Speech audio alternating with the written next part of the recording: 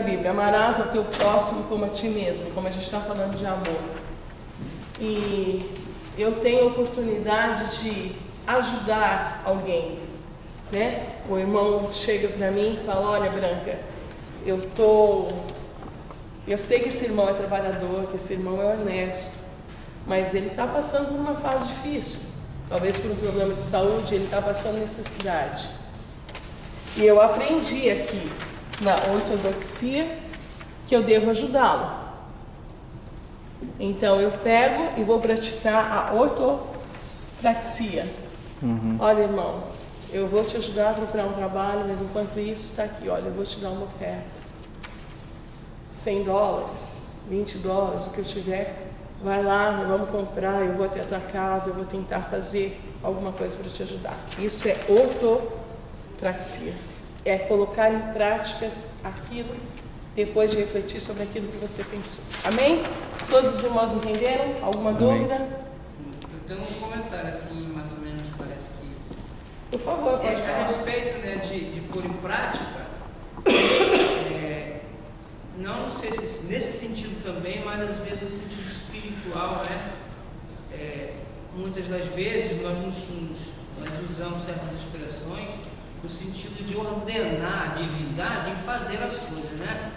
O hospital está ali, mas a gente olha que o Senhor vai lá e que cura e não sei o que, e faz, enfim, né? Então a gente está omitindo essa prática, porque na verdade a igreja está aqui para ir lá, não para mandar Deus, o Espírito Santo, ou Jesus ir lá. Não é? E completando um pouquinho o que o irmão está falando, os irmãos lembram daquela parte quando Jesus chega, né, e fala assim: olha, eu estive doente e foste me visitar. Mas, Senhor, quando nós estivemos doentes, Jesus nunca ficou doente, né?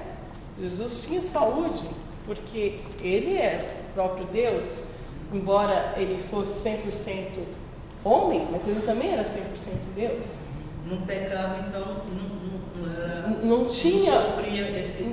sofria a doença física. Ele tinha fome, ele tinha sede, como nós temos, mas ele não ficava doente. Nunca vi na Bíblia, não tem registro, Jesus nunca ficou doente. Mas ele fala: mas quando você fez ao João, ao Pedro, a Maria, a Rosa, você fez para mim. Ou seja, voltamos no ponto de que amor é interesse, de que amor é entrega, de que amor é ação.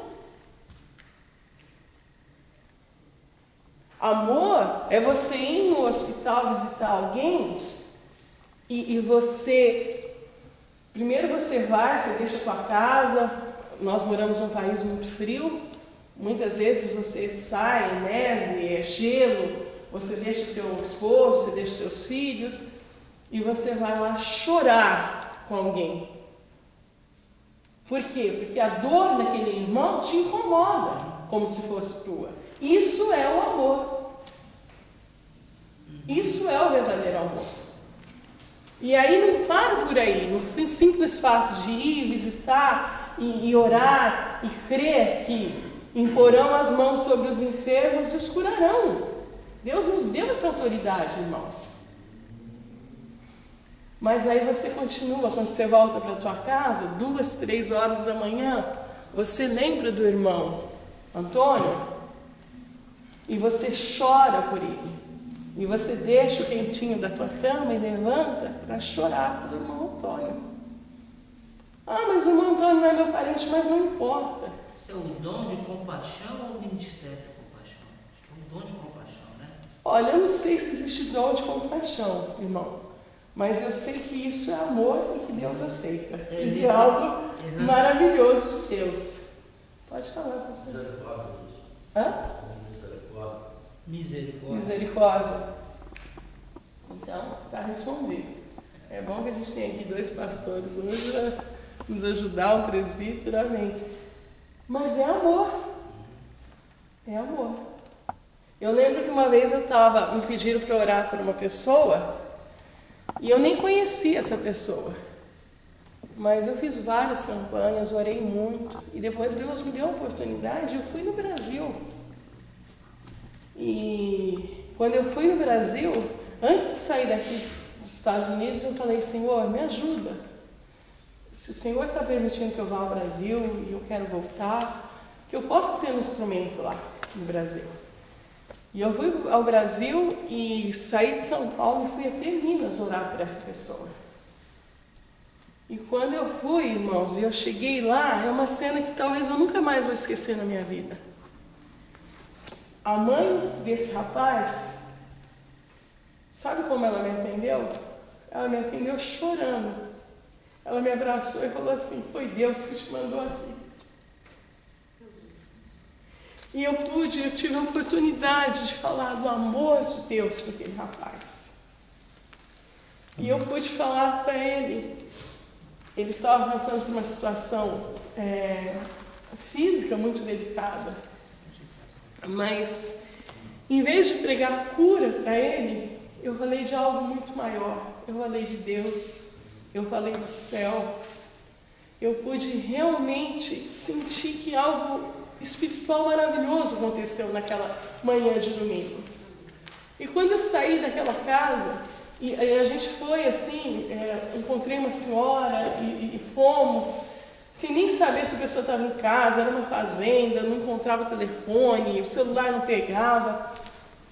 Mas quando eu saí dali, irmãos, daquela fazenda, de pregar para aquele rapaz, de falar do amor de Deus, e falar, olha, fazem 1 ano, não lembro direito, 2 anos que eu oro por você, lá dos Estados Unidos, porque eu creio que Deus tem algo na tua vida, e por isso estou aqui.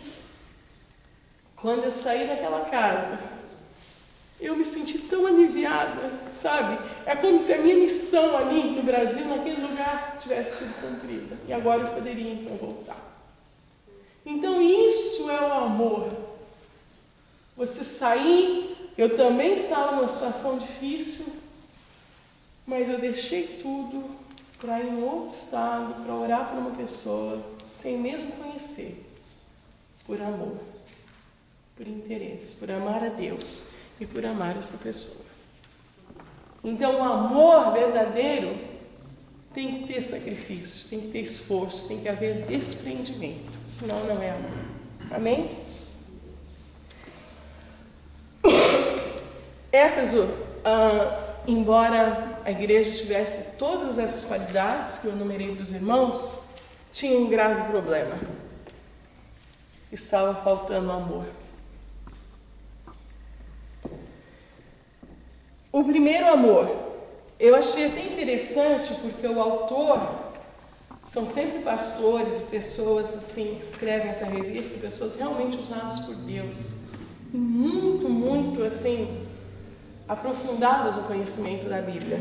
Mas ele fala, olha, é até um pouco difícil a gente definir o primeiro amor, mas eu vou tentar para vocês passar alguma coisa. E ele dá alguns exemplos, eu acho interessante. Ele fala assim, é a alegria da salvação que o salmista temia perder. Então não retires de mim o teu espírito. Senhor, essa alegria, essa comunhão, em outras palavras, olha, se eu estou passando por uma situação difícil na minha vida, financeiramente, o matrimônio, saúde, tantas coisas, pode não estar dando certo na minha vida, mas eu sei que existe um céu e que um dia eu vou ser eternamente feliz do lado do meu Deus. Então, essa alegria, essa esperança de salvação me ajuda, me impulsiona a acordar cada dia e a lutar. Então, não retires de mim isso. E essa alegria que eu sinto de ter Jesus, de ter algo maior na minha vida, é maior do que os meus problemas. Então, eu quero também falar de Jesus para as pessoas. Eu quero que o mundo saiba que há uma esperança, que há um motivo para a gente viver. Então, isso é o primeiro amor.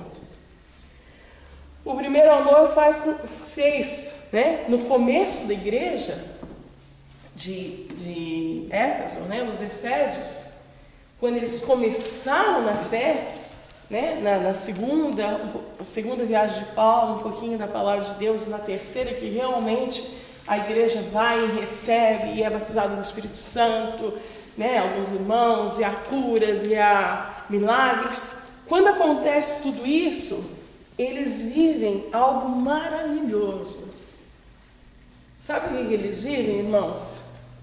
Eles vivem nas regiões celestiais em Cristo Jesus. Os irmãos lembram que eu expliquei para vocês?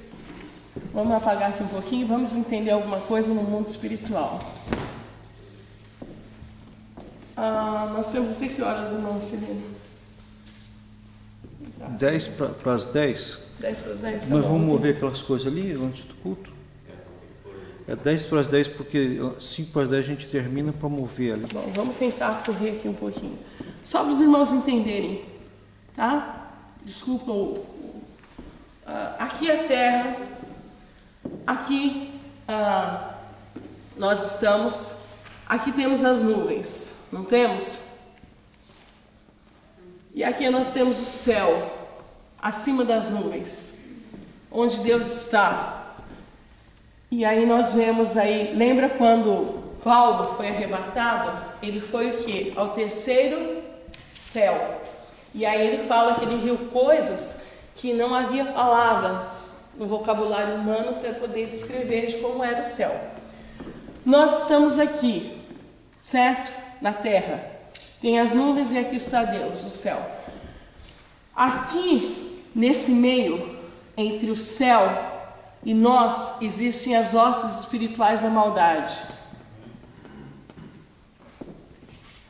Ou seja, existem demônios.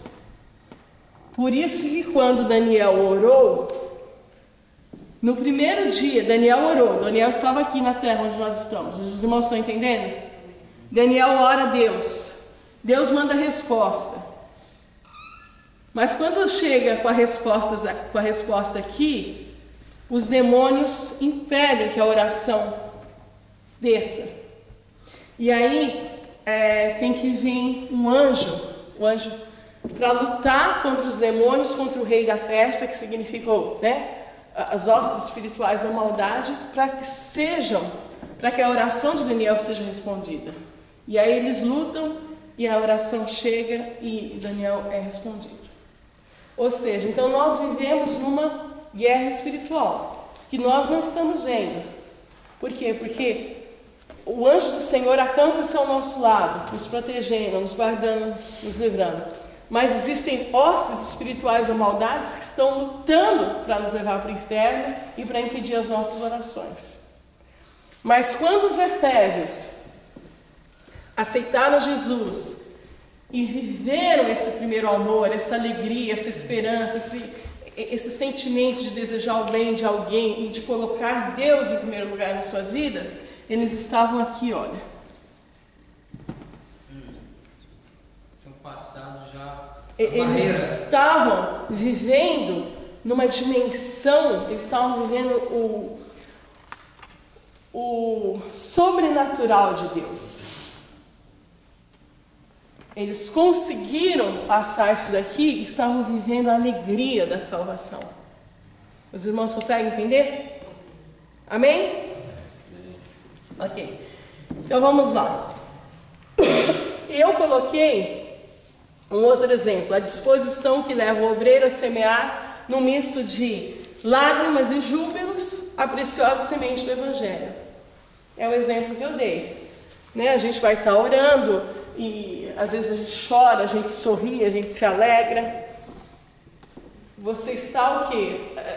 Vivendo não só a sua vida, mas você está também lutando pelo seu próximo. Isso é o amor de Deus. E eu coloquei aqui o exemplo, na minha concepção, que é o primeiro amor, seria o seguinte. Vamos pensar aí rapidamente, irmãos. Todos nós temos muitas e muitas coisas. Eu vou tentar correr um pouquinho aqui por causa do horário. Todos nós temos muitas prioridades na nossa vida, sim ou não? Amém. Verdade. Rapidamente, ninguém me responda. Se eu chegasse para os irmãos hoje e falasse assim, qual a sua prioridade número 1 hoje? Talvez alguém falasse assim, trabalho. Não tem trabalho, preciso de dinheiro, preciso pagar o mortgage, preciso pagar a luz, preciso pagar... Ai, a minha situação, o green card. Eu preciso regularizar nesse país. Ai, meu casamento. Meu... que mais? Gravidade. Problema de saúde. O que pode falar? Gravidade. Hã? Gravidade. Carteira. Carteira de motorista. Nossa, isso está me afligindo. Eu preciso, como é que eu vou viver? Eu estou vendo um trabalho, eu preciso disso, uma série de coisas. Tudo isso é bom, tudo isso é importante.